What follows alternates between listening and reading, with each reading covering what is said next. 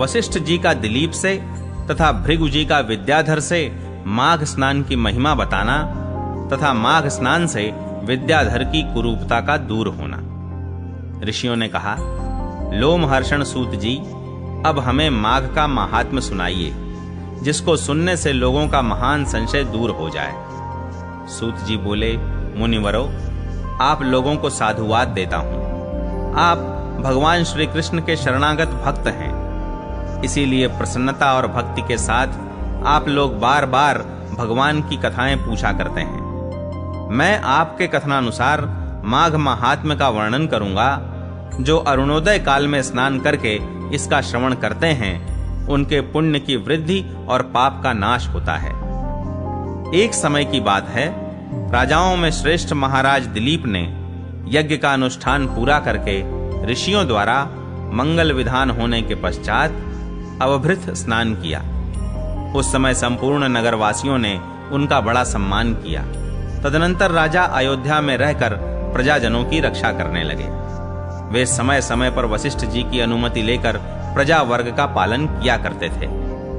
एक दिन उन्होंने वशिष्ठ जी से कहा, भगवन, आपके प्रसाद से मैंने आचार, दंड नीति, नाना प्रकार के राजधर्म, चारों वर्णों और आश्रमों के कर्म, दान, दान की विधि, यज्ञ के विधान, अनेकों व्रत, उनके उद्यापन तथा भगवान विष्णु की आराधना आदि के संबंध में बहुत कुछ सुना है। अब माघ स्नान का फल सुनने की इच्छा है। मुने, जिस विधि से इसको करना चाहिए वह मुझे बताइए। वशिष्ठ जी ने कहा, राजन, मैं तुम्हें माघ स्नान का फल बतलाता हूं, सुनो। जो लोग होम, यज्ञ तथा इष्टापूर्त कर्मों के बिना ही उत्तम गति प्राप्त करना चाहते हों, वे माघ में प्रातः काल बाहर के जल में स्नान करें। जो गौ, भूमि, तिल, वस्त्र, सुवर्ण और धान्य आदि वस्तुओं का दान किए बिना ही स्वर्गलोक में जाना चाहते हों, वे माघ में सदा प्रातः काल स्नान करें। जो 3-3 रात तक उपवास, कृच्छ और पराक आदि व्रतों के द्वारा अपने शरीर को सुखाए बिना ही स्वर्ग पाना चाहते हों, उन्हें भी माघ में सदा प्रातः काल स्नान करना चाहिए। वैशाख में जल और अन्न का दान उत्तम है। कार्तिक में तपस्या और पूजा की प्रधानता है तथा माघ में जप, होम और दान, ये 3 बातें विशेष हैं। जिन लोगों ने माघ में प्रातः स्नान, नाना प्रकार का दान और भगवान विष्णु का स्तोत्र पाठ किया है, वे ही दिव्य धाम में आनंद पूर्वक निवास करते हैं। प्रिय वस्तु के त्याग और नियमों के पालन से माघ मास सदा धर्म का साधक होता है और अधर्म की जड़ काट देता है। यदि सकाम भाव से माघ स्नान किया जाए तो उससे मनोवांछित फल की सिद्धि होती है और निष्काम भाव से स्नान आदि करने पर वह मोक्ष देने वाला होता है। निरंतर दान करने वाले, वन में रहकर तपस्या करने वाले और सदा अतिथि सत्कार में संलग्न रहने वाले पुरुषों को जो दिव्य लोक प्राप्त होते हैं, वे ही माघ स्नान करने वालों को भी मिलते हैं। अन्य पुण्यों से स्वर्ग में गए हुए मनुष्य पुण्य समाप्त होने पर वहां से लौट आते हैं, किंतु माघ स्नान करने वाले मानव कभी वहां से लौटकर नहीं आते। माघ स्नान से बढ़कर कोई पवित्र और पापनाशक व्रत नहीं है। इससे बढ़कर कोई तप और इससे बढ़कर कोई महत्वपूर्ण साधन नहीं है। यही परम हितकारक और तत्काल पापों का नाश करने वाला है। महर्षि भृगु ने मणि पर्वत पर विद्याधर से कहा था, जो मनुष्य माघ के महीने में, जब उषः काल की लालिमा बहुत अधिक हो, गांव से बाहर नदी या पोखरे में नित्य स्नान करता है, वह पिता और माता के कुल की 7-7 पीढ़ियों का उद्धार करके स्वयं देवताओं के समान शरीर धारण कर स्वर्गलोक में चला जाता है।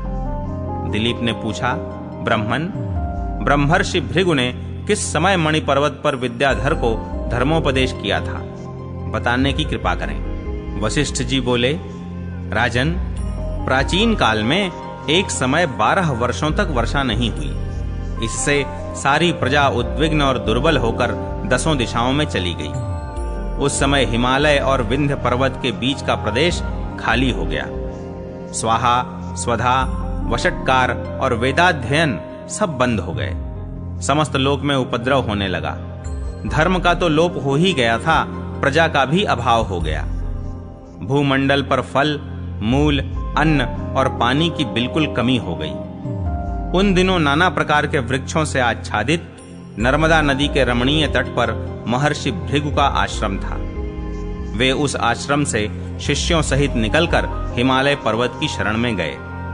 वहां कैलाशगिरी के पश्चिम में मणिकूट नाम का पर्वत है, जो सोने और रत्नों का ही बना हुआ है। उस परम रमणीय श्रेष्ठ पर्वत को देखकर अकाल पीड़ित महर्षि भृगु का मन बहुत प्रसन्न हुआ और उन्होंने वहीं अपना आश्रम बना लिया। उस मनोहर शैल पर वनों और उपवनों में रहते हुए सदाचारी भृगु जी ने दीर्घ काल तक भारी तपस्या की। इस प्रकार जब ब्रह्मर्षि भृगु जी वहां अपने आश्रम पर निवास करते थे, एक समय एक विद्याधर अपनी पत्नी के साथ पर्वत से नीचे उतरा। वे दोनों मुनि के पास आए और उन्हें प्रणाम करके अत्यंत दुखी हो एक ओर खड़े हो गए। उन्हें इस अवस्था में देख ब्रह्मर्षि ने मधुर वाणी से पूछा, विद्याधर, प्रसन्नता के साथ बताओ, तुम दोनों इतने दुखी क्यों हो? विद्याधर ने कहा, द्विज श्रेष्ठ, मेरे दुख का कारण सुनिए। मैं पुण्य का फल पाकर देवलोक में गया। वहां देवता का शरीर, दिव्य नारी का सुख और दिव्य भोगों का अनुभव प्राप्त करके भी मेरा मुंह बाघ का सा हो गया। न जाने यह किस दुष्कर्म का फल उपस्थित हुआ है। यही सोच सोचकर मेरे मन को कभी शांति नहीं मिलती। ब्रह्मन, एक और भी कारण है जिससे मेरा मन व्याकुल हो रहा है। यह मेरी कल्याणमयी पत्नी बड़ी मधुर भाषिणी तथा सुंदरी है। स्वर्गलोक में शील, उदारता, गुण समूह, रूप और यौवन की संपत्ति द्वारा इसकी समानता करने वाली एक भी स्त्री नहीं है। कहां तो यह देवमुखी सुंदर रमणी और कहां मेरे जैसा व्याघ्रमुख पुरुष। ब्रह्मन, मैं इसी बात की चिंता करके मन ही मन सदा जलता रहता हूं। भृगु जी ने कहा, विद्याधर श्रेष्ठ, पूर्व जन्म में तुम्हारे द्वारा जो अनुचित कर्म हुआ है वह सुनो। निषिद्ध कर्म कितना ही छोटा क्यों न हो, परिणाम में वह भयंकर हो जाता है। तुमने पूर्व जन्म में माघ के महीने में एकादशी को उपवास करके द्वादशी के दिन शरीर में तेल लगा लिया था। इसी से तुम्हारा मुंह व्याघ्र के समान हो गया।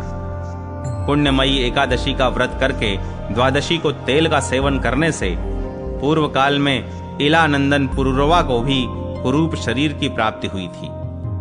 वे अपने शरीर को कुरूप देख उसके दुख से बहुत दुखी हुए और गिरिराज हिमालय पर जाकर गंगा जी के किनारे स्नान आदि से पवित्र हो प्रसन्नता पूर्वक कुशासन पर बैठे।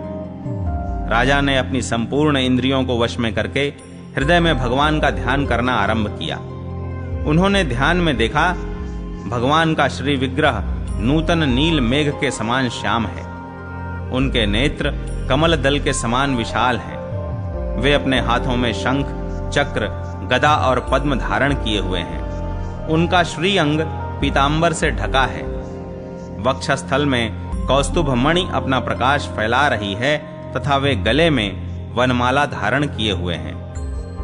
इस प्रकार श्री हरि का चिंतन करते हुए राजा ने प्राण वायु के मार्ग को भीतर ही रोक लिया और नासिका के अग्रभाग पर दृष्टि जमाए कुंडलिनी के मुख को ऊपर उठाकर स्वयं सुषुम्ना नाड़ी में स्थित हो गए। इस तरह 1 मास तक निराहार रहकर उन्होंने दुष्कर तपस्या की। इस थोड़े दिनों की तपस्या से ही भगवान संतुष्ट हो गए। उन्होंने राजा के 7 जन्मों की आराधना का स्मरण करके उन्हें स्वयं प्रकट हो प्रत्यक्ष दर्शन दिया। उस दिन माघ शुक्ल पक्ष की द्वादशी तिथि थी। सूर्य मकर राशि पर स्थित थे। भगवान वासुदेव ने बड़ी प्रसन्नता के साथ चक्रवर्ती नरेश पुरुरवा पर शंख का जल छोड़ा और उन्हें अत्यंत सुंदर एवं कमनीय रूप प्रदान किया। वह रूप इतना मनोहर था जिससे देवलोक की नायिका उर्वशी भी आकृष्ट हो गई और उसने पुरुरवा को पति रूप में प्राप्त करने की अभिलाषा की। इस प्रकार राजा पुरुरवा भगवान से वरदान पाकर कृतकृत्य हो अपने नगर में लौट आए। विद्याधर, कर्म की गति ऐसी ही है। इसे जानकर भी तुम क्यों खिन्न होते हो? यदि तुम अपने मुख की कुरूपता दूर करना चाहते हो तो मेरे कहने से शीघ्र ही मणिकूट नदी के जल में माघ स्नान करो। वह प्राचीन पापों का नाश करने वाला है। तुम्हारे भाग्य से माघ बिल्कुल निकट है। आज से 5 दिन के बाद ही माघ मास आरंभ हो जाएगा। तुम पौष के शुक्ल पक्ष की एकादशी से ही नीचे वेदी पर सोया करो और 1 महीने तक निराहार रहकर तीनों समय स्नान करो। भोगों को त्याग कर जितेंद्रिय भाव से तीनों काल भगवान विष्णु की पूजा करते रहो। विद्याधर श्रेष्ठ, जिस दिन माघ शुक्ला एकादशी आएगी उस दिन तक तुम्हारे सारे पाप जलकर भस्म हो जाएंगे। फिर द्वादशी के पवित्र दिन को मैं मंत्रपूत कल्याणमय जल से अभिषेक करके तुम्हारा मुख कामदेव के समान सुंदर कर दूंगा। फिर देवमुख होकर इस सुंदरी के साथ तुम सुख पूर्वक क्रीड़ा करते रहना। विद्याधर, माघ के स्नान से विपत्ति का नाश होता है और माघ के स्नान से पाप नष्ट हो जाते हैं। माघ सब व्रतों से बढ़कर है तथा यह सब प्रकार के दानों का फल प्रदान करने वाला है। पुष्कर, कुरुक्षेत्र, ब्रह्मावर्त, पृथुदक, अविमुक्त क्षेत्र काशी, प्रयाग तथा गंगा सागर संगम में 10 वर्षों तक शौच संतोषादि नियमों का पालन करने से जो फल प्राप्त होता है वह माघ के महीने में 3 दिनों तक प्रातः स्नान करने से ही मिल जाता है। जिनके मन में दीर्घ काल तक स्वर्ग लोक के भोग भोगने की अभिलाषा हो, उन्हें सूर्य के मकर राशि पर रहते समय जहां कहीं भी जल मिले प्रातः काल स्नान करना चाहिए। आयु, आरोग्य, रूप, सौभाग्य एवं उत्तम गुणों में जिनकी रुचि हो, उन्हें सूर्य के मकर राशि पर रहने तक प्रातः काल अवश्य स्नान करना चाहिए। जो नरक से डरते हैं और दरिद्रता के महासागर से जिन्हें त्रास होता है, उन्हें सर्वथा प्रयत्न पूर्वक माघ मास में प्रातः काल स्नान करना चाहिए। देवश्रेष्ठ, दरिद्रता, पाप और दुर्भाग्य रूपी कीचड़ को धोने के लिए माघ स्नान के सिवा दूसरा कोई उपाय नहीं है। अन्य कर्मों को यदि अश्रद्धा पूर्वक किया जाए तो वे बहुत थोड़ा फल देते हैं, किंतु माघ स्नान यदि श्रद्धा के बिना भी विधि पूर्वक किया जाए तो वह पूरा पूरा फल देता है। गांव से बाहर नदी या पोखरे के जल में जहां कहीं भी निष्काम या सकाम भाव से माघ स्नान करने वाला पुरुष इस लोक और परलोक में दुख नहीं देखता। जैसे चंद्रमा कृष्ण पक्ष में क्षीण होता और शुक्ल पक्ष में बढ़ता है, उसी प्रकार माघ मास में स्नान करने पर पाप क्षीण होता और पुण्य राशि बढ़ती है। जैसे समुद्र में नाना प्रकार के रत्न उत्पन्न होते हैं, उसी प्रकार माघ स्नान से आयु, धन और स्त्री आदि संपत्तियां प्राप्त होती हैं। जैसे कामधेनु और चिंतामणि मनोवांछित भोग देती हैं, उसी प्रकार माघ स्नान सब मनोरथों को पूर्ण करता है। सत्य युग में तपस्या को, त्रेता में ज्ञान को, द्वापर में भगवान के पूजन को और कलयुग में दान को उत्तम माना गया है, परंतु माघ का स्नान सभी युगों में श्रेष्ठ समझा गया है। सबके लिए, समस्त वर्णों और आश्रमों के लिए माघ का स्नान धर्म की धारावाहिक वृष्टि करता है। भृगु जी के ये वचन सुनकर वह विद्याधर उसी आश्रम पर ठहर गया और माघ मास में भृगु जी के साथ ही उसने विधि पूर्वक पर्वतीय नदी के कुंड में पत्नी सहित स्नान किया। महर्षि भृगु के अनुग्रह से विद्याधर ने अपना मनोरथ प्राप्त कर लिया। फिर वह देवमुख होकर मणि पर्वत पर आनंद पूर्वक रहने लगा। भृगु जी उस पर कृपा करके बहुत प्रसन्न हुए और पुनः विंध्य पर्वत पर अपने आश्रम में चले आए। उस विद्याधर का मणिमय पर्वत की नदी में माघ स्नान करने मात्र से कामदेव के समान मुख हो गया तथा भृगु जी भी नियम समाप्त करके शिष्यों सहित विंध्याचल पर्वत की घाटी में उतरकर नर्मदा तट पर आए। वशिष्ठ जी कहते हैं, राजन, महर्षि भृगु के द्वारा विद्याधर के प्रति कहा हुआ यह माघ महात्म्य संपूर्ण भुवन का सार है तथा नाना प्रकार के फलों से विचित्र जान पड़ता है। जो प्रतिदिन इसका श्रवण करता है वह देवता की भांति समस्त सुंदर भोगों को प्राप्त कर लेता। मृगशृंग मुनि का भगवान से वरदान प्राप्त करके अपने घर लौटना। वशिष्ठ जी कहते हैं, राजन, मैं माघ मास का प्रभाव बतलाता हूं, सुनो। इसे भक्ति पूर्वक सुनकर मनुष्य सब पापों से मुक्त हो जाता है। प्राचीन रथंतर कल्प के सत्य युग में कुत्स नाम के एक ऋषि थे जो ब्रह्मा जी के पुत्र थे। वे बड़े ही तेजस्वी और निष्पाप थे। उन्होंने कर्दम ऋषि की सुंदरी कन्या के साथ विधि पूर्वक विवाह किया था। उसके गर्भ से मुनि के वत्स नामक पुत्र हुआ जो वंश को बढ़ाने वाला था। वत्स की 5 वर्ष की अवस्था होने पर पिता ने उनका उपनयन संस्कार करके उन्हें गायत्री मंत्र का उपदेश किया। अब वे ब्रह्मचर्य का पालन करते हुए भृगुकुल में निवास करने लगे। प्रतिदिन प्रातःकाल और सायंकाल अग्निहोत्र, तीनों समय स्नान और भिक्षा के अन्न का भोजन करते थे। इंद्रियों को काबू में रखते, काला मृगचर्म धारण करते और सदा स्वाध्याय में संलग्न रहते थे। पैर से लेकर शिखा तक लंबा पलाश का डंडा जिसमें कोई छेद न हो लिए रहते थे। उनके कटी भाग में मूंज की मेखला शोभा पाती थी। हाथ में सदा कमंडल धारण करते, स्वच्छ कौपीन पहनते, शुद्ध भाव से रहते और स्वच्छ यज्ञोपवीत धारण करते थे। उनका मस्तक समिधाओं की भस्म से सुशोभित था। वे सबके नयनों को प्रिय जान पड़ते थे।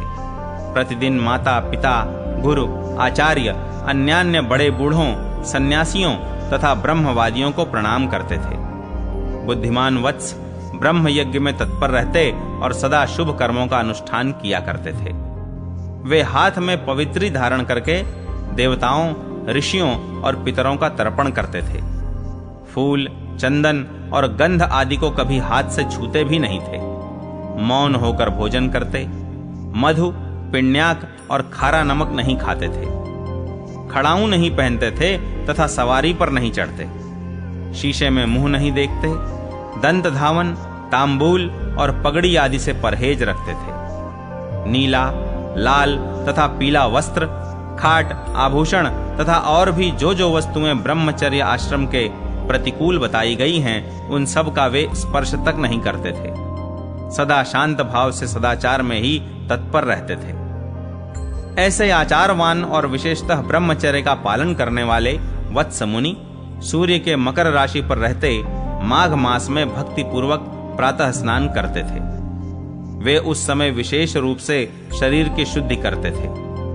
आकाश में जब इने गिने तारे रह जाते थे, उस समय ब्रह्म वेला में तो वे नित्य स्नान करते थे और फिर जब आधे सूर्य निकल आते, उस समय भी माघ का स्नान करते थे। वे मन ही मन अपने भाग्य की सराहना करने लगे। अहो, इस पश्चिम वाहिनी कावेरी नदी में स्नान का अवसर मिलना प्रायः मनुष्यों के लिए कठिन है। तो भी मैंने मकरार्क में यहाँ स्नान किया। वास्तव में मैं बड़ा भाग्यवान हूँ। समुद्र में मिली हुई जितनी नदियां हैं, उन सब का प्रवाह जहाँ पश्चिम या उत्तर की ओर है, उस स्थान का प्रयाग से भी अधिक महत्व बतलाया गया है। मैंने अपने पूर्व पुण्यों के प्रभाव से आज कावेरी का पश्चिमगामी प्रवाह प्राप्त किया है। वास्तव में मैं कृतार्थ हूँ, कृतार्थ हूँ, कृतार्थ हूँ। इस प्रकार सोचते हुए वे प्रसन्न होकर कावेरी के जल में तीनों काल स्नान करते थे। उन्होंने कावेरी के पश्चिमगामी प्रवाह में 3 साल तक माघ स्नान किया। उसके पुण्य से उनका अंतःकरण शुद्ध हो गया। वे ममता और कामना से रहित हो गए। तदनंतर माता, पिता और गुरु की आज्ञा लेकर वे सर्व पाप नाशक कल्याण तीर्थ में आ गए। उस सरोवर में भी 1 मास तक माघ स्नान करके ब्रह्मचारी वत्स मुनि तपस्या करने लगे। राजन, इस प्रकार उन्हें उत्तम तपस्या करते देख भगवान विष्णु प्रसन्न होकर उनके आगे प्रत्यक्ष प्रकट हुए और बोले, महाप्राज्ञ मृगशृंग, मैं तुम पर बहुत प्रसन्न हूं। यों कहकर भगवान पुरुषोत्तम ने उनके ब्रह्मरंध्र अर्थात मस्तक का स्पर्श किया। तब वत्स मुनि समाधि से विरत हो जाग उठे और उन्होंने अपने सामने ही भगवान विष्णु को उपस्थित देखा। वे सहस्त्र सूर्यों के समान तेजस्वी कौस्तुभ मणि रूप आभूषण से अत्यंत भासमान दिखाई देते थे। तब मुनि ने बड़े वेग से उठकर भगवान को प्रणाम किया और बड़े भाव से सुंदर स्तुति की। भगवान ऋषिकेश की स्तुति और नमस्कार करके वत्स मुनि अपने मस्तक पर हाथ जोड़े चुपचाप भगवान के सामने खड़े हो गए। उस समय उनके नेत्रों से आनंद के आंसू बह रहे थे और सारे शरीर में रोमांच हो आया था। तब श्री भगवान ने कहा, मृगशृंग, तुम्हारी इस स्तुति से मुझे बड़ी प्रसन्नता हुई है। माघ मास में इस सरोवर के जल में जो तुमने स्नान और तप किए हैं, इससे मैं बहुत संतुष्ट हूं। मुने, तुम निरंतर कष्ट सहते सहते थक गए हो। दक्षिणाओं सहित यज्ञ, दान, अन्यान्य नियम तथा यमों के पालन से भी मुझे उतना संतोष नहीं होता जितना माघ के स्नान से होता है। पहले तुम मुझसे वर मांगो, फिर मैं तुम्हें मनोवांछित वस्तु प्रदान करूंगा।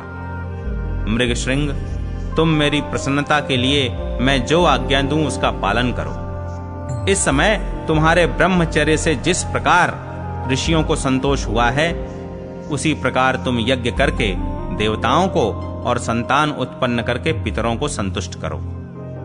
मेरे संतोष के लिए ये दोनों कार्य तुम्हें सर्वथा करने चाहिए। अगले जन्म में तुम ब्रह्मा जी के पुत्र महाज्ञानी ऋभु नामक जीवन मुक्त ब्राह्मण होोगे और निदाघ को वेदांत वाक्य जन्य ज्ञान का उपदेश देकर पुनः परम धाम को प्राप्त होोगे। मृगशृंग बोले, देवदेव, संपूर्ण देवताओं द्वारा वंदित जगन्नाथ, आप यहाँ सदा निवास करें और सबको सब प्रकार के भोग प्रदान करते रहें। आप सदा सब जीवों को सब तरह की संपत्ति प्रदान करें। भगवान, यदि मैं आपका कृपा पात्र हूं तो यही एक वर जिसे निवेदन कर चुका हूं देने की कृपा करें। कमल नयन, चरणों में पड़े हुए भक्तों का दुख दूर करने वाले अच्युत, आप मुझ पर प्रसन्न होइए। शरणागत वत्सल, मैं आपकी शरण में आया हूं। भगवान विष्णु बोले, मृगशृंग, एवमस्तु, मैं सदा यहां निवास करूंगा।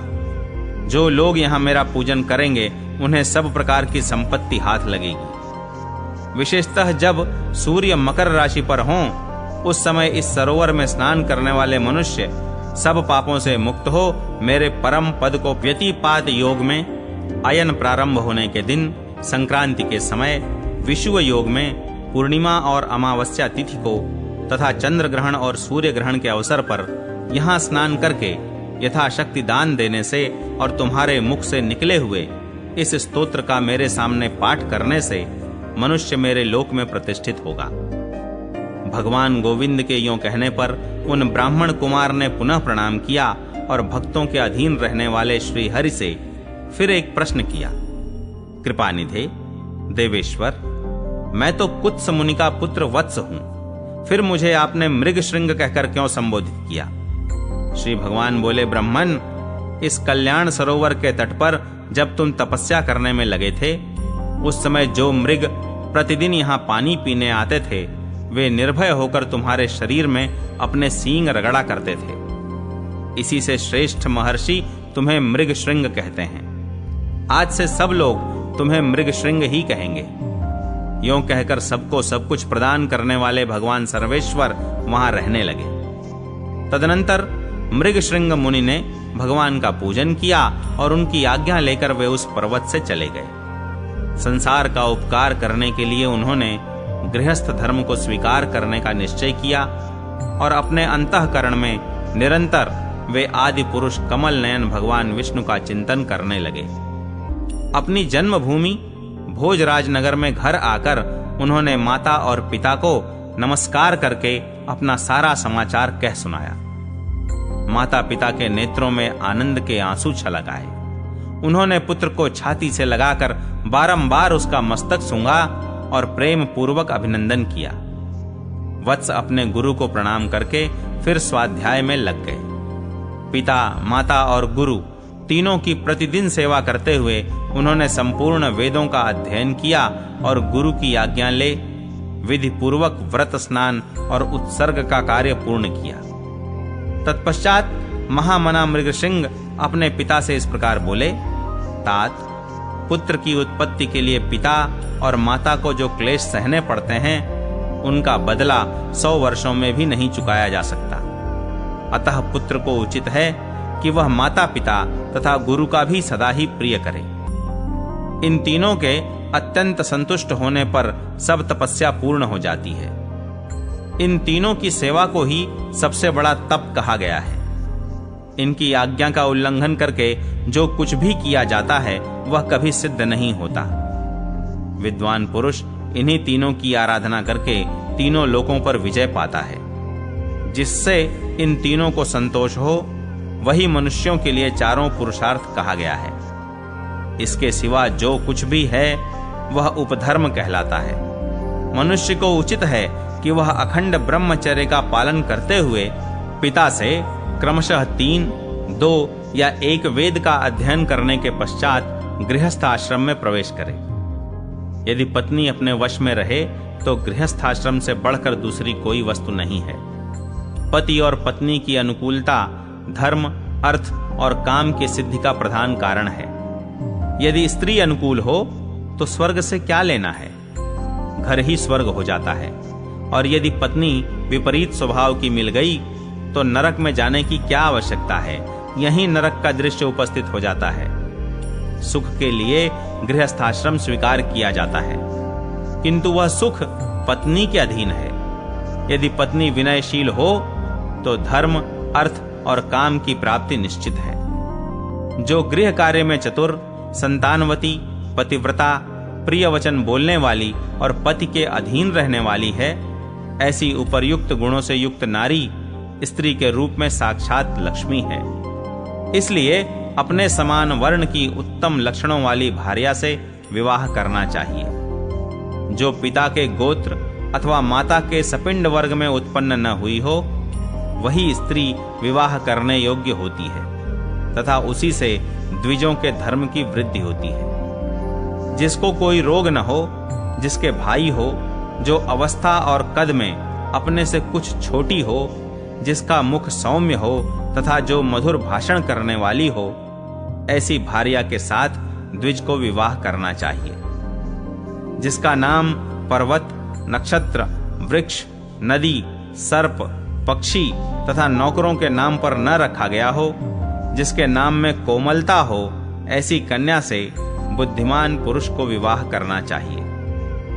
इस प्रकार उत्तम लक्षणों की परीक्षा करके ही किसी कन्या के साथ विवाह करना उचित है। उत्तम लक्षण और अच्छे आचरण वाली कन्या पति की आयु बढ़ाती है। अतः पिताजी, ऐसी भार्या कहाँ मिलेगी? कुत्स ने कहा, परम बुद्धिमान मृगशृंग, इसके लिए कोई विचार न करो। तुम्हारे जैसे सदाचारी पुरुष के लिए कुछ भी दुर्लभ नहीं है। जो सदाचारहीन, आलसी, माघ स्नान न करने वाले, अतिथि पूजा से दूर रहने वाले, एकादशी को उपवास न करने वाले, महादेव जी की भक्ति से शून्य, माता पिता में भक्ति न रखने वाले, गुरु को संतोष न देने वाले, गौओं की सेवा से विमुख, ब्राह्मणों का हित न चाहने वाले, यज्ञ, होम और श्राद्ध न करने वाले, दूसरों को न देकर अकेले खाने वाले, दान, धर्म और शील से रहित तथा अग्निहोत्र न करके भोजन करने वाले हैं, ऐसे लोगों के लिए ही वैसी स्त्रियां दुर्लभ हैं। बेटा, प्रातःकाल स्नान करने पर माघ का महीना विद्या, निर्मल कीर्ति, आरोग्य, आयु, अक्षय धन, समस्त पापों से मुक्ति तथा इंद्रलोक प्रदान करता है। बेटा, माघ मास सौभाग्य, सदाचार, संतान वृद्धि, सत्संग, सत्य, उदार भाव, ख्याति, शूरता और बल सब कुछ देता है। कहां तक गिनाऊं वह क्या क्या नहीं देता। पुण्यात्मन, कमल के समान नेत्रों वाले भगवान विष्णु माघ स्नान करने से तुम पर बहुत प्रसन्न हैं। वशिष्ठ जी कहते हैं, राजन, पिता के ये सत्य वचन सुनकर मृगशृंग मुनि मन ही मन बहुत प्रसन्न हुए। उन्होंने पिता के चरणों में मस्तक झुकाकर पुनः प्रणाम किया और दिन रात वे अपने हृदय में श्री हरि का ही चिंतन करने लगे। मृगशृंग मुनि के द्वारा माघ के पुण्य से एक हाथी का उद्धार तथा मरी हुई कन्याओं का जीवित होना। वशिष्ठ जी कहते हैं, राजन, भोजपुर में उचथ्य नामक एक श्रेष्ठ मुनि थे।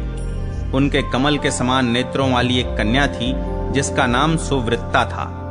वह माघ मास में प्रतिदिन सवेरे ही उठकर अपनी कुमारी सखियों के साथ कावेरी नदी के पश्चिमगामी प्रवाह में स्नान किया करती थी।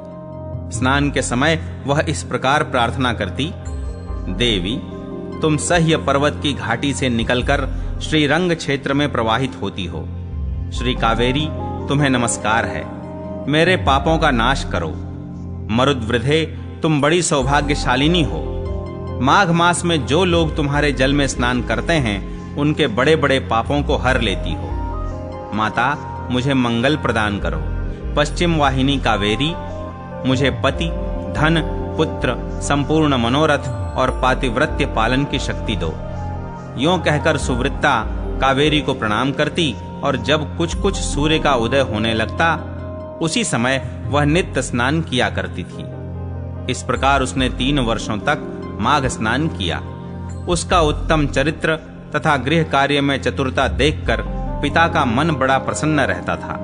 वे सोचने लगे, अपनी कन्या का विवाह किससे करूं। इसी बीच में कुत्स मुनि ने अपने पुत्र ब्रह्मचारी वत्स का विवाह करने के लिए उचथ्य की सुमुखी कन्या सुवृत्ता का वरण करने का विचार किया।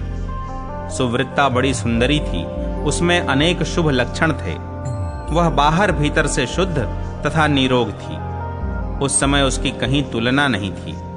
वत्स मुनि ने उससे विवाह करने की अभिलाषा की। एक दिन सुवृत्ता अपनी 3 सखियों के साथ माघ स्नान करने के लिए अरुणोदय के समय कावेरी के तट पर आई। उसी समय एक भयानक जंगली हाथी पानी से निकला। उसे देखकर सुवृत्ता आदि कन्याएं भय से व्याकुल होकर भागी। हाथी भी बहुत दूर तक उनके पीछे पीछे गया। चारों कन्याएं वेग से दौड़ने के कारण हाँफने लगीं और तिनकों से ढके हुए एक बहुत बड़े जल शून्य कुएं में गिर पड़ी। कुएं में गिरते ही उनके प्राण निकल गए। जब वे घर लौटकर नहीं आईं, तब माता पिता उनकी खोज करते हुए इधर उधर भटकने लगे। उन्होंने वन वन में घूमकर झाड़ी झाड़ी छान डाली। आगे जाने पर उन्हें एक गहरा कुआं दिखाई दिया, जो तिनकों से ढका होने के कारण प्रायः दृष्टि में नहीं आता था। उन्होंने देखा वे कमल लोचना कन्याएं कुएं के भीतर निर्जीव होकर पड़ी हैं। उनकी माताएं कन्याओं के पास चली गईं और शोकग्रस्त हो बारंबार उन्हें छाती से लगाकर विमले, कमले, सुवृत्ते, सुरसे आदि नाम ले लेकर विलाप करने लगीं। कन्याओं की माताएं जब इस प्रकार जोर जोर से क्रंदन कर रही थीं, उसी समय तपस्या के भंडार, कांतिमान, धीर तथा जितेंद्रिय श्रीमान मृगशिंग मुनि वहां आ पहुंचे। उन्होंने मन ही मन एक उपाय सोचा और सोचकर उन्हें आश्वासन देते हुए कहा, जब तक इन कमल नयनी कन्याओं को जीवित न कर दूं, तब तक आप लोग इनके सुंदर शरीर की रक्षा करें। यों कहकर मुनि परम पावन कावेरी के तट पर गए और कंठ भर पानी में खड़े हो मुख एवं भुजाओं को ऊपर उठाए सूर्य देव की ओर देखते हुए मृत्यु देवता की स्तुति करने लगे। इसी बीच में एक समय वही हाथी पानी के भीतर से उठा और उन ब्राह्मण मुनि को मारने के लिए सूंड उठाए बड़े वेग से उनके समीप आया। हाथी का क्रोध देखकर भी मुनिवर मृगशृंग जल से विचलित नहीं हुए, अपितु चित्रलिखित से चुपचाप खड़े रहे। पास आने पर एक ही क्षण में उस गजराज का क्रोध चला गया। वह बिल्कुल शांत हो गया। उसने मुनि को सूंड से पकड़कर अपनी पीठ पर बिठा लिया। मुनि उसके भाव को समझ गए। उसके कंधे पर सुखपूर्वक बैठने से उन्हें बड़ा संतोष हुआ और जप समाप्त करके हाथ में जल ले, मैंने 8 दिनों के माघ स्नान का पुण्य तुम्हें दे दिया। यों कहकर उन्होंने शीघ्र ही वह जल हाथी के मस्तक पर छोड़ दिया। इससे गजराज पाप रहित हो गया और मानो इस बात को स्वयं भी समझते हुए उसने प्रलयकालीन मेघ के समान बड़े जोर से गर्जना की। उसकी इस गर्जना से भी मुनि के मन में बड़ी प्रसन्नता हुई और उन्होंने कृपा पूर्वक उस गजराज की ओर देखकर उसके ऊपर अपना हाथ फेरा। मुनि के हाथ का स्पर्श होने से उसने हाथी का शरीर त्याग दिया और आकाश में देवता की भांति दिव्य रूप धारण किए दृष्टिगोचर हुआ। उस रूप में उसे देखकर मुनीश्वर को बड़ा विस्मय हुआ। तब दिव्य रूपधारी उस जीव ने कहा, मुनीश्वर, मैं कृतार्थ हो गया, क्योंकि आपने मुझे अत्यंत निंदित एवं पापमयी पशु योनि से मुक्त कर दिया। दयानिधे, अब मैं अपना सारा वृत्तांत बतलाता हूं, सुनिए। पूर्व काल की बात है। नैषध नगर में विश्वगुप्त नाम से प्रसिद्ध परम धर्मात्मा तथा स्वधर्म पालन में तत्पर एक वैश्य रहते थे। मैं उन्हीं का पुत्र था। मेरा नाम धर्मगुप्त था। स्वाध्याय, यजन, दान, सूद लेना, पशुपालन, गोरक्षा, खेती और व्यापार, यही सब मेरा काम था। द्विज श्रेष्ठ, मैं अनुचित काम और दंभ से सदा दूर ही रहा। सत्य बोलता और किसी की निंदा नहीं करता था। इंद्रियों को काबू में रखकर अपनी स्त्री से ही अनुराग करता था और पराई स्त्रियों के संपर्क से बचा रहता था। मुझ में राग, भय और क्रोध नहीं थे। लोभ और मत्सर को भी मैंने छोड़ रखा था। दान देता, यज्ञ करता, देवताओं के प्रति भक्ति रखता और गौओं तथा ब्राह्मणों के हित में संलग्न रहता था। सदा धर्म, अर्थ और काम का सेवन करता तथा व्यापार के काम में कभी किसी को धोखा नहीं देता था। ब्राह्मण लोग जब यज्ञ करते उस समय उन्हें बिना मांगे ही धन देता था। समय पर श्राद्ध तथा संपूर्ण देवताओं का पूजन करता था। अनेक प्रकार के सुगंधित द्रव्य, बहुत से पशु, दूध, दही, मट्ठा, गोबर, घास, लकड़ी, फल, मूल, नमक, जायफल, पीपल, अन्न, साग के बीज, नाना प्रकार के वस्त्र, धातु, ईख के रस से तैयार होने वाली वस्तुएं और अनेक प्रकार के रस बेचा करता था। जो दूसरों को देता था वह तौल में कम नहीं रहता था और जो औरों से लेता वह अधिक नहीं होता था। जिन रसों के बेचने से पाप होता है उनको छोड़कर अन्य रसों को बेचा करता था। बेचने में छल कपट से काम नहीं लेता था। जो मनुष्य साधु पुरुषों को व्यापार में ठगता है वह घोर नरक में पड़ता है तथा उसका धन भी नष्ट हो जाता है।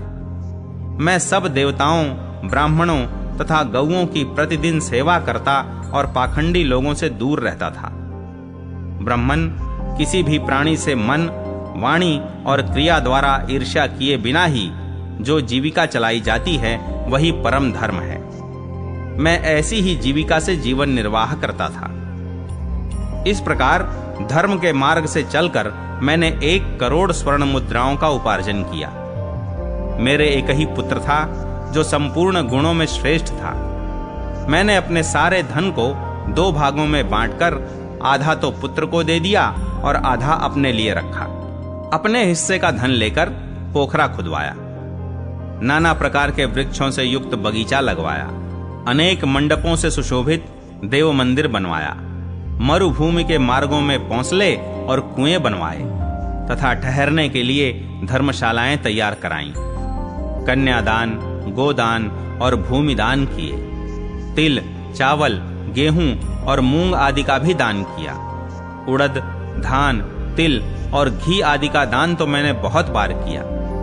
तदनंतर रस के चमत्कारों का वर्णन करने वाला कोई कापालिक मेरे पास आया और कौतूहल पैदा करने के लिए कुछ करामात दिखाकर उसने मुझे अपने माया जाल में फंसाकर ठग लिया। उसकी करतूतें देखकर उसके प्रति मेरा विश्वास बढ़ गया और रसवाद, चांदी, सोना आदि बनाने के नाम पर मेरा सारा धन बर्बाद हो गया। उस कापालिक ने मुझे भ्रम में डालकर बहुत दिनों तक भटकाया। उसके लिए धन दे देकर मैं दरिद्र हो गया। माघ का महीना आया और मैंने 10 दिनों तक सूर्योदय के समय महानदी में स्नान किया, किंतु बुढ़ापे के कारण इससे अधिक समय तक मैं स्नान का नियम चलाने में असमर्थ हो गया। इसी बीच में मेरा पुत्र देशांतर में चला गया। घोड़े मर गए, खेती नष्ट हो गई और बेटे ने वेश्या रख ली। फिर भी भाई बंधु यह सोचकर कि यह बेचारा बूढ़ा धर्मात्मा और पुण्यवान है, धर्म के ही उद्देश्य से मुझे कुछ सूखा अन्न और भात दे दिया करते थे। अब मैं अपना धर्म बेचकर कुटुंब का पालन पोषण करने लगा। केवल माघ स्नान के फल को नहीं बेच सका। एक दिन जिह्वा की लोलुपता के कारण दूसरे के घर पर खूब गले तक ठूंसकर मिठाई खा ली। इससे अजीर्ण हो गया। अजीर्ण से अतिसार की बीमारी हुई और उससे मेरी मृत्यु हो गई।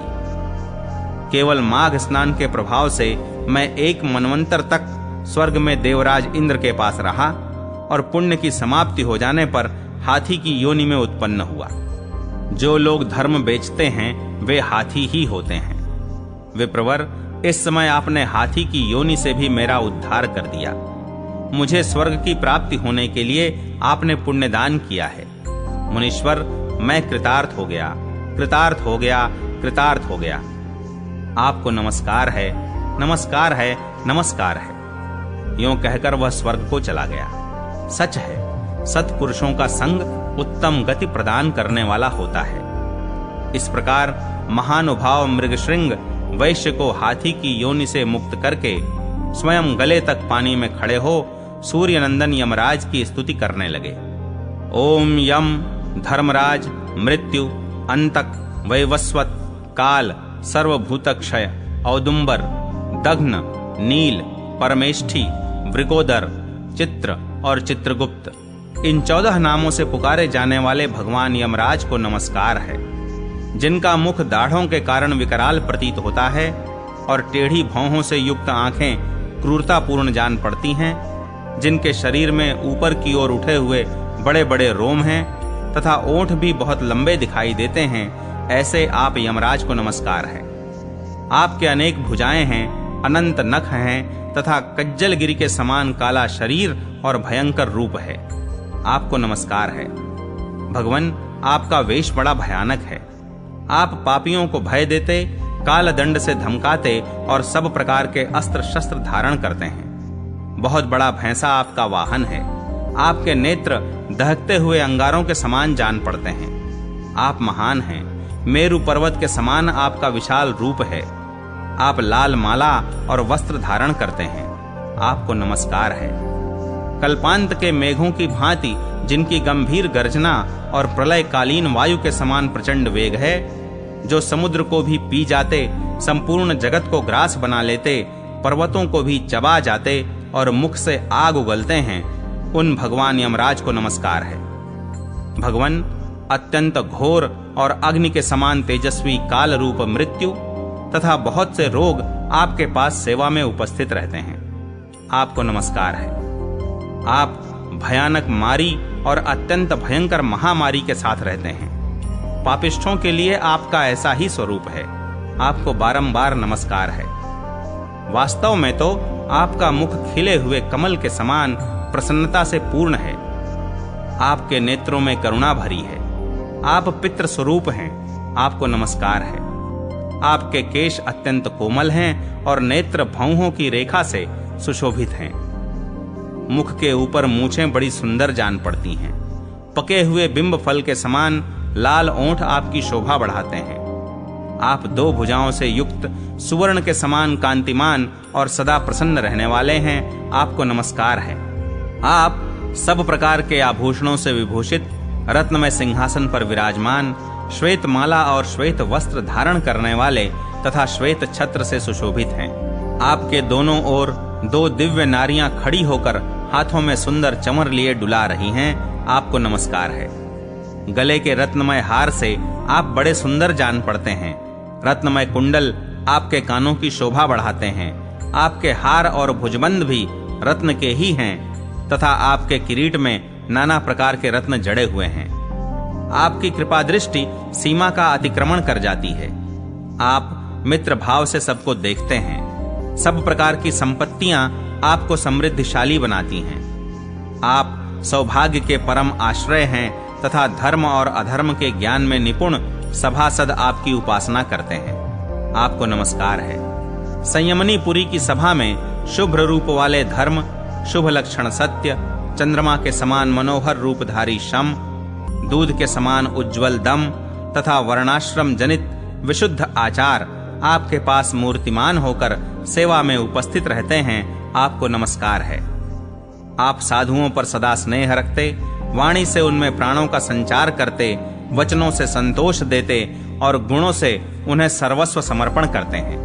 सज्जन पुरुषों पर सदा संतुष्ट रहने वाले आप धर्मराज को बारंबार नमस्कार है। जो सबके काल होते हुए भी शुभ कर्म करने वाले पुरुषों पर कृपा करते हैं, जो पुण्यात्माओं के हितैषी, सत्पुरुषों के संगी, संयमनीपुरी के स्वामी, धर्मात्मा तथा धर्म का अनुष्ठान करने वालों के प्रिय हैं, उन धर्मराज को नमस्कार है। जिसकी पीठ पर लटके हुए घंटों की ध्वनि से सारी दिशाएं गूंज उठती हैं, तथा जो ऊंचे ऊंचे सींगों और फुंकारों के कारण अत्यंत भीषण प्रतीत होता है, ऐसे महान भैंसे पर जो विराजमान रहते हैं तथा जिनकी 8 बड़ी-बड़ी भुजाएं क्रमशः नाराज, शक्ति, मूसल, खंग, गदा, त्रिशूल, पाश और अंकुश से सुशोभित हैं, उन भगवान यमराज को प्रणाम है। जो 14 सत्पुरुषों के साथ बैठकर जीवों के शुभाशुभ कर्मों का भली भांति विचार करते हैं, साक्षियों द्वारा अनुमोदन कराकर उन्हें दंड देते हैं तथा संपूर्ण विश्व को शांत रखते हैं, उन दक्षिण दिशा के स्वामी शांत स्वरूप यमराज को नमस्कार है। जो कल्याण स्वरूप, भयहारी, शौच संतोष आदि नियमों में स्थित मनुष्यों के नेत्रों को प्रिय लगने वाले सावर्णी, शनैश्चर और वैवस्वत मनु, इन तीनों की माता के सौतेले पुत्र विवस्वान अर्थात सूर्य देव के आत्मज तथा सदाचारी मनुष्यों को वर देने वाले हैं, उन भगवान यम को नमस्कार है। भगवान, जब आपके दूत पापी जीवों को दृढ़ता पूर्वक बांधकर आपके सामने उपस्थित करते हैं, तब आप उन्हें यह आदेश देते हैं कि इन पापियों को अनेक घोर नरकों में गिराकर छेद डालो, टुकड़े टुकड़े कर दो, जला दो, सुखा डालो, पीस दो। इस प्रकार की बातें कहते हुए यमुना जी के ज्येष्ठ भ्राता आप यमराज को मेरा प्रणाम है। जब आप अंतक रूप धारण करते हैं, उस समय आपके गोलाकार नेत्र किनारे किनारे से लाल दिखाई देते हैं। आप भीम रूप होकर भय प्रदान करते हैं। टेढ़ी भौहों के कारण आपका मुख वक्र जान पड़ता है। आपके शरीर का रंग उस समय नीला हो जाता है तथा आप अपने निर्दयी दूतों के द्वारा शास्त्रोक्त नियमों का उल्लंघन करने वाले पापियों को खूब कड़ाई के साथ धमकाते हैं। आपको सर्वदा नमस्कार है। जिन्होंने पंच महायज्ञों का अनुष्ठान किया है तथा जो सदा ही अपने कर्मों के पालन में संलग्न रहे हैं, ऐसे लोगों को दूर से ही विमान पर आते देख आप दोनों हाथ जोड़े आगे बढ़कर उनका स्वागत करते हैं। आपके नेत्र कमल के समान विशाल हैं तथा आप माता संज्ञा के सुयोग्य पुत्र हैं। आपको मेरा प्रणाम है। जो संपूर्ण विश्व से उत्कृष्ट, निर्मल, विद्वान, जगत के पालक, ब्रह्मा, विष्णु तथा शिव के प्रिय, सबके शुभाशुभ कर्मों के उत्तम साक्षी तथा समस्त संसार को शरण देने वाले हैं, उन भगवान यम को नमस्कार है। वशिष्ठ जी कहते हैं, इस प्रकार स्तुति करके मृगशृंग ने उदारता और करुणा के भंडार तथा दक्षिण दिशा के स्वामी भगवान यम का ध्यान करते हुए उन्हें साष्टांग प्रणाम किया। इससे भगवान यम को बड़ी प्रसन्नता हुई। वे महान तेजस्वी रूप धारण किए मुनि के सामने प्रकट हुए। उस समय उनका मुख कमल प्रसन्नता से खिला हुआ था और किरीट, हार, केयूर तथा मणिमय कुंडल धारण करने वाले अनेक सेवक चारों ओर से उनकी सेवा में उपस्थित थे। यमराज ने कहा, मुने, मैं तुम्हारे इस स्तोत्र से बहुत संतुष्ट हूं और तुम्हें वर देने के लिए यहां आया हूं। तुम मुझसे मनोवांछित वर मांगो, मैं तुम्हें अभीष्ट वस्तु प्रदान करूंगा। उनकी बात सुनकर मुनीश्वर मृगशृंग उठकर खड़े हो गए। यमराज को सामने उपस्थित देख उन्हें बड़ा विस्मय हुआ। उनके नेत्र प्रसन्नता से खिल उठे। कृतांत को पाकर उन्होंने अपने को सफल मनोरथ समझा और हाथ जोड़कर कहा, भगवन, इन कन्याओं को प्राणदान दीजिए। मैं आपसे बारंबार यही याचना करता हूं। मुनि का कथन सुनकर धर्मराज ने अदृश्य रूप से उन ब्राह्मण कन्याओं को उनके शरीर में भेज दिया। फिर तो सोकर उठे हुए की भांति वे कन्याएं उठ खड़ी हुईं। अपनी बालिकाओं को सचेत होते देख माताओं को बड़ा हर्ष हुआ। कन्याएं पहले की ही भांति अपना अपना वस्त्र पहनकर माताओं को बुला उनके साथ अपने घर गईं। वशिष्ठ जी कहते हैं, इस प्रकार विप्रवर मृगशृंग को वरदान दे यम देवता अपने पार्षदों के साथ अंतर्ध्यान हो गए। इधर ब्राह्मण भी यमराज से वर पाकर बड़ी प्रसन्नता के साथ अपने आश्रम को लौटे। जो मानव प्रतिदिन यमराज की इस स्तुति का पाठ करेगा, उसे कभी यम यातना नहीं भोगनी पड़ेगी। उसके ऊपर यमराज प्रसन्न होंगे। उसकी संतति का कभी अपमृत्यु से पराभव न होगा। उसे इस लोक और परलोक में भी लक्ष्मी की प्राप्ति होगी तथा उसे कभी रोगों का शिकार नहीं होना पड़ेगा।